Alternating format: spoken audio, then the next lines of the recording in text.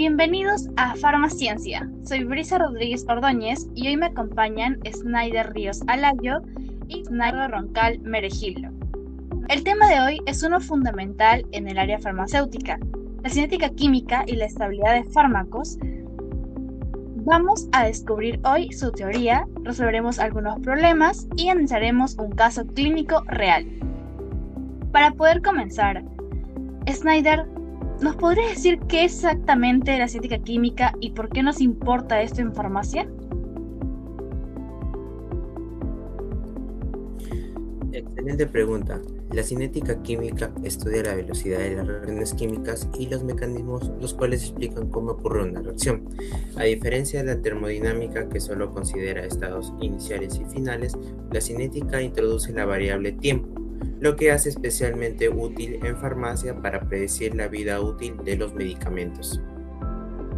Los conceptos claves que vamos a manejar en este podcast van a ser los siguientes: la velocidad de reacción, el orden de reacción, la constante cinética, que se va a representar con una K, el tiempo de vida media o T medios y la energía de activación EA.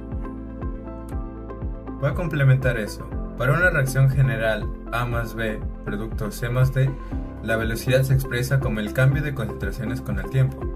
Matemáticamente, V es igual a K por el producto de concentraciones elevado a alfa y beta respectivamente, donde K es constante de velocidad y los exponentes alfa y beta son órdenes parciales que se determinan experimentalmente y no son coeficientes estequiométricos. Según el orden total de reacción, tenemos comportamientos muy distintos. Empecemos con el orden cero. La velocidad es constante independiente de la concentración, donde la velocidad es igual a la constante. En primer orden, la velocidad es proporcional a la concentración, donde la velocidad es igual a K por la concentración de A. Y por último, tenemos el segundo orden, que es proporcional al cuadrado, donde la velocidad es igual a la constante por la concentración de A al cuadrado. Las ecuaciones integradas son claves para calcular concentraciones en función del tiempo. Para primer orden, que es la más frecuente en fármacos, el logaritmo natural de la concentración de A es igual al logaritmo natural de la concentración inicial de A menos la constante por el tiempo, lo que equivale a una disminución exponencial de la concentración. El tiempo de vida media de medios es el tiempo en que la concentración cae a la mitad, y para el primer orden de medios es igual al logaritmo natural de 2 sobre K, independientemente de la concentración inicial. Esto es muy importante en farmacia. Para el orden cero, la concentración de A es igual a la concentración inicial de A menos la constante por T, con tiempo de vida media es igual a la concentración inicial de A dividido entre 2K. Y para el segundo orden es 1 sobre la concentración de A es igual a 1 sobre la concentración inicial de A más la constante por el tiempo, con un tiempo de vida media de 1 sobre la constante por la concentración inicial de A. Y como ven, solo en el primer orden la vida media es constante. Leonardo, aún tengo una pregunta. ¿Me podrías explicar brevemente la teoría que sustentaría esas velocidades? Claro. La teoría de colisiones postula que las reacciones ocurren cuando las moléculas chocan con suficiente energía y orientación adecuada. Esa energía mínima necesaria se llama energía de activación, EA. No todos los choques producen reacción, solo los llamados choques eficaces. Y la ecuación de Arrhenius reacciona con la constante con la temperatura y la energía de activación, donde la constante es igual a A por E elevado a, entre paréntesis, menos la energía de activación sobre R por T, donde A es el factor preexponencial o factor de frecuencia. R es la constante de los gases, mayormente conocida como 8,314 joules por mol por Kelvin, y T es la temperatura en Kelvin. En forma logarítmica tenemos la siguiente fórmula, donde el logaritmo natural de K2 sobre K1 es igual a la energía de activación sobre la constante de ideales, todo eso entre paréntesis por la temperatura 2 menos la temperatura 1, o sea, la diferencia de temperaturas, dividido entre la temperatura 1 por la temperatura 2. Esto nos quiere decir que en cuanto mayor sea la energía de activación, más sensible es la reacción a los cambios de temperatura. Muchas gracias por la teoría brindada. Ahora pasaríamos a la resolución de problemas. El primer problema trata sobre la hidrólisis de sacarosa en solución acuosa diluida. Esto tiene constantes de velocidad de 4.42 por 10 a la menos 4 a 21 grados centígrados y 73.5 por 10 a la menos 4 a 41 grados centígrados. Ambas están en unidades de tiempo inverso. Lo que les pido es hallar o calcular la energía de activación y el factor frecuencia. Perfecto. Primero vamos a identificar los datos. La constante 1 es igual a 4,42 por 10 a la menos 4. La temperatura 1 tenemos de 294 kelvins. La constante 2 es igual a 73,5 por 10 a la menos 4. Y la temperatura 2 es igual a 314 grados kelvins. Y bueno, la constante de los gases lo vamos a tomar el valor universal, que es 8,314 joules sobre mol por Kelvin. Ahora, vamos a proceder con la resolución del problema, donde vamos a aplicar la forma logarítmica de Arrhenius que mencioné anteriormente, donde vamos solamente a reemplazar los datos que había mencionado hace un momento, donde nos daría como resultado, sería logaritmo natural 73.5 entre 4,42, dándonos como el factor de temperaturas 2,811.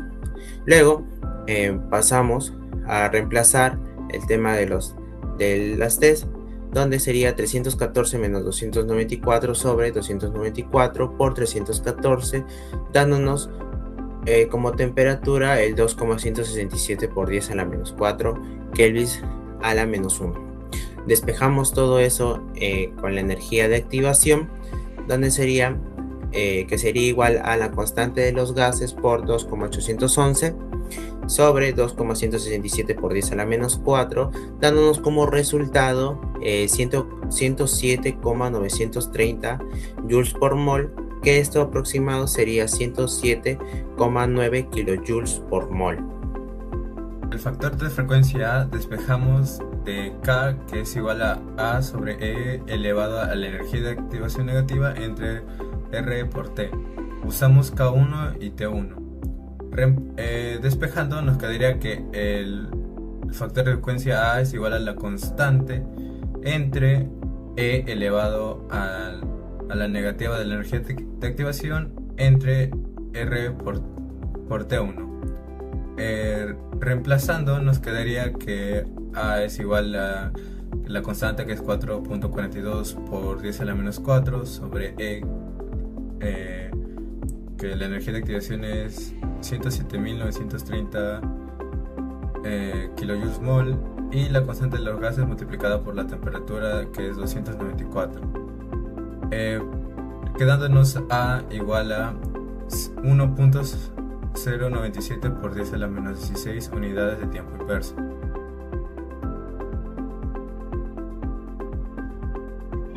Muchas gracias. Ahora continuaremos con el segundo problema. La reacción fluoruro de clorilo nos da como productos al fluoruro de crononilo y oxígeno. Sigue primer orden con una energía de activación de 186 kJ sobre mol a 322 grados centígrados. La constante de velocidad es igual a 6,76 por 10 a la menos 4 segundos a la menos 1.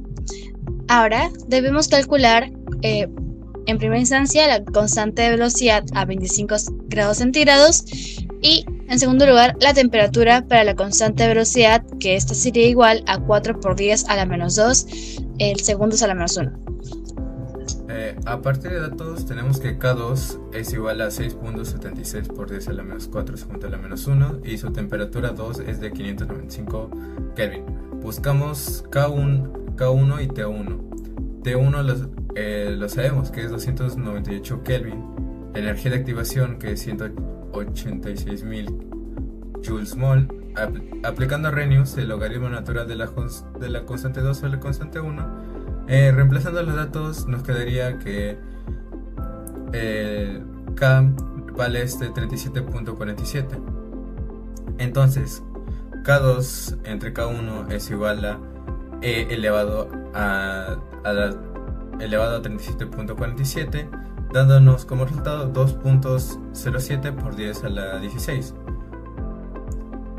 Por lo tanto, K1 es igual a K2 entre 2.07 por 10 a la 16. Despejando todo esto nos queda que la constante nos da que es 3.27 por 10 a la menos 20 segundos a la menos 1. A temperatura ambiente esta reacción es prácticamente nula.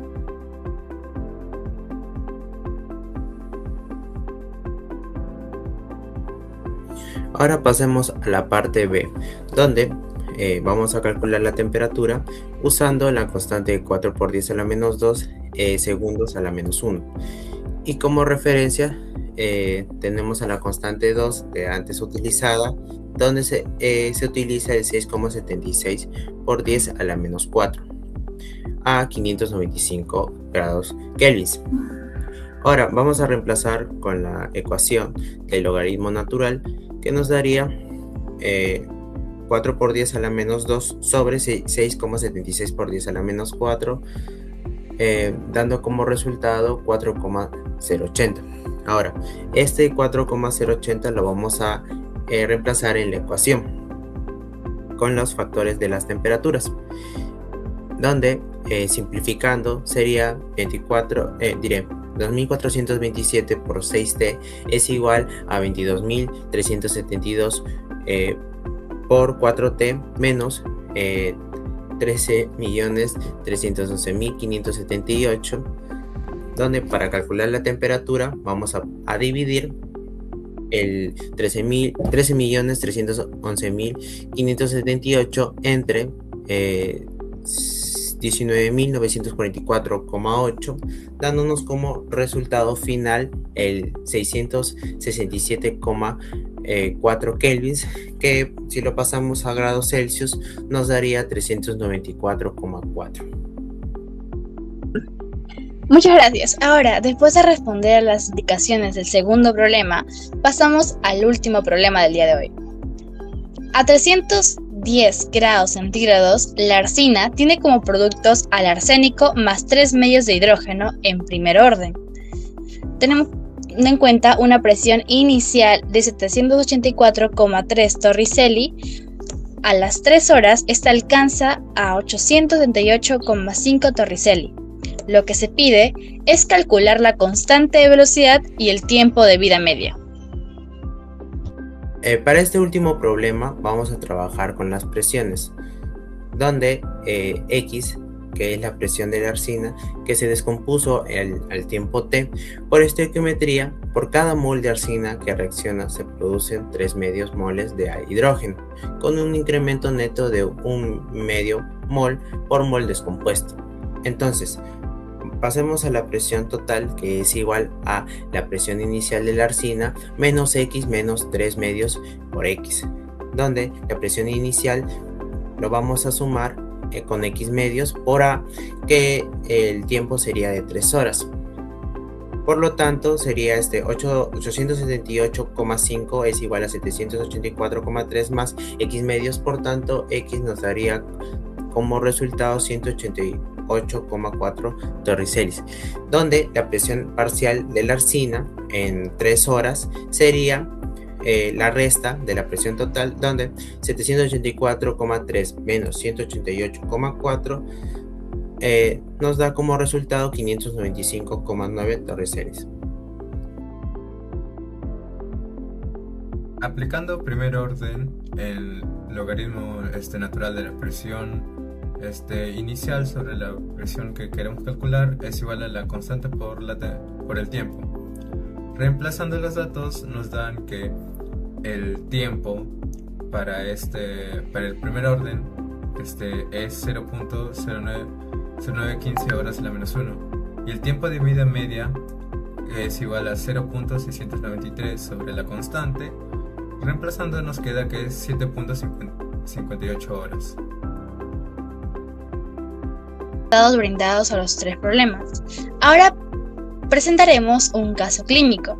Una farmacia hospitalaria reconstituye penicilina G para administración intravenosa. Se tienen los siguientes datos cinéticos de degradación. Como podemos observar en la tabla, hay dos columnas. La temperatura en grados centígrados con su valor equivalente en Kelvin, y en la segunda columna a la constante de velocidad en horas a la menos 1. En la primera fila tenemos al 4 grados centígrados, que es equivalente a 267 Kelvin, siendo igual a una constante de velocidad de 0,002. En la segunda fila tenemos a 25 grados centígrados con 298 Kelvin, siendo igual a 0,018. Y por último tenemos a 37 grados centígrados, siendo igual a 310 Kelvin, en la constante de velocidad en horas equivalente al 0,060. Al observar los datos notamos que al pasar de 4 grados centígrados a 25 grados centígrados, la constante K aumenta 9 veces. Como mencionó mi compañera Brisa, de 0,002 a 0,018, y de 25 grados centígrados a 37 se triplica, de 0,018 a 0,060. Esto confirma la fuerte dependencia de la velocidad de degradación con la temperatura, coherente con la ecuación de Arrhenius. Por cada 10 grados Celsius de aumento, la constante aproximadamente se duplica o triplica, lo que en la práctica significa que un medicamento se degrada mucho más rápido a temperatura ambiente que en refrigerado.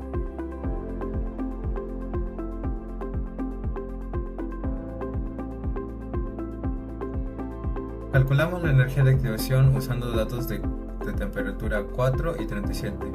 Para temperatura 1 es 277 Kelvin con la constante 0.002, y la temperatura 2 de 310 Kelvin con constante 0.060.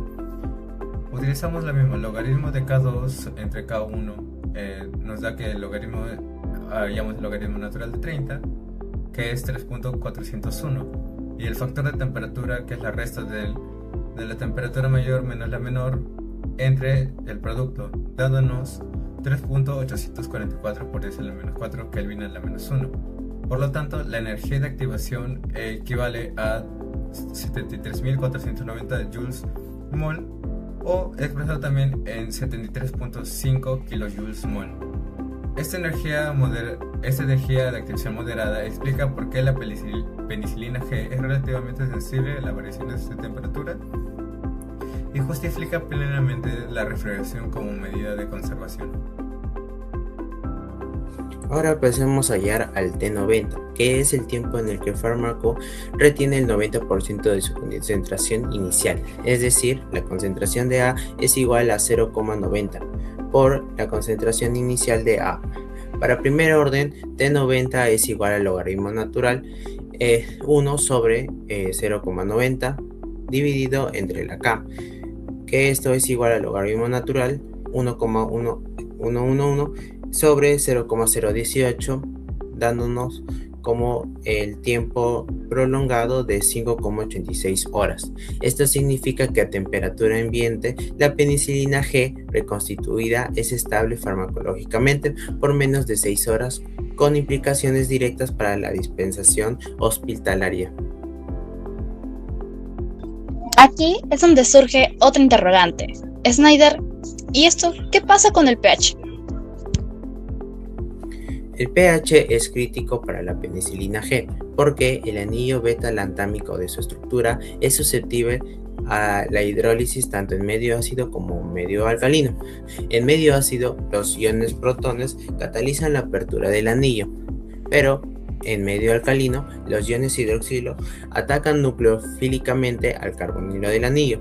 El pH óptimo de estabilidad es entre 6 y 7. Por eso las soluciones reconstituidas deben prepararse con diluyentes tamponados y administrarse dentro del plazo establecido. Entonces, sintetizando los resultados del caso, la penicilina G reconstituida tiene un T90 de apenas 5.86 horas a 25 grados centígrados y su energía de activación sería de 73.5 kJ sobre mol. Esto implica que la refrigeración a 4 grados centígrados extiende significativamente su vida útil. ¿Qué reflexión final tendrían sobre esto? Es que la cinética química no solo es teoría, determina directamente protocolos hospitalarios de almacenamiento, tiempo de administración y seguridad del paciente. Un medicamento mal conservado puede ser ineficaz o incluso tóxico. Exacto, y el uso de Arrhenius, de la fórmula de Arrhenius, permite hacer predicciones sin necesidad de esperar años, lo que es invaluable en el desarrollo y control de calidad farmacéutica. Ya, córtale, espérame, no sigan. Para cerrar el contenido técnico, ¿qué propuestas innovadoras podemos plantear a partir de este caso? Como primera propuesta tenemos el sistema de monitoreo inteligente de temperatura, incorporar sensores de temperatura en las neveras de las farmacias hospitalarias que registren variaciones en tiempo real y generen alertas cuando la cadena de frío se rompe, calculando automáticamente el impacto cinético sobre la vida útil del medicamento. Como segunda propuesta tenemos las formulaciones de nanoencapsulación de penicilina G. Al encapsular el antibiótico en nanopartículas poliméricas o liposomas, se protege el anillo beta-lactámico del entorno acuoso y del pH, reduciendo la constante K de degradación y extendiendo el tiempo de vida media significativamente. Como tercera propuesta tenemos software de predicción cinética para farmacia hospitalaria, una aplicación que ingresando el tipo de fármaco, la concentración inicial y las condiciones de almacenamiento registradas, calcula automáticamente el T90 y emitirá alertas de vencimiento cinético antes que el calendario. Como última propuesta tenemos el taponamiento inteligente, desarrollar diluyentes para reconstitución con sistemas buffer de liberación progresiva que mantengan el pH en el rango óptimo de 6 a 7 durante toda la vida útil de la solución, reduciendo así la catálisis de ácido base del anillo beta-lactámico de la penicilina G. Para concluir, ¿qué otras aplicaciones tiene la cinética en el campo farmacéutico mucho más allá de la estabilidad del fármaco? Las aplicaciones son amplias. En farmacocinética, los modelos de primer orden describen la absorción, distribución y eliminación de fármacos en el organismo, permitiendo diseñar regímenes de dosificación seguros y personalizados. En cinética enzimática, el modelo de Michels-Menten, que es cinética de orden mixto, describe las interacciones fármacoenzímicas fundamentales para entender el metabolismo hepático y las interacciones de medicamentos.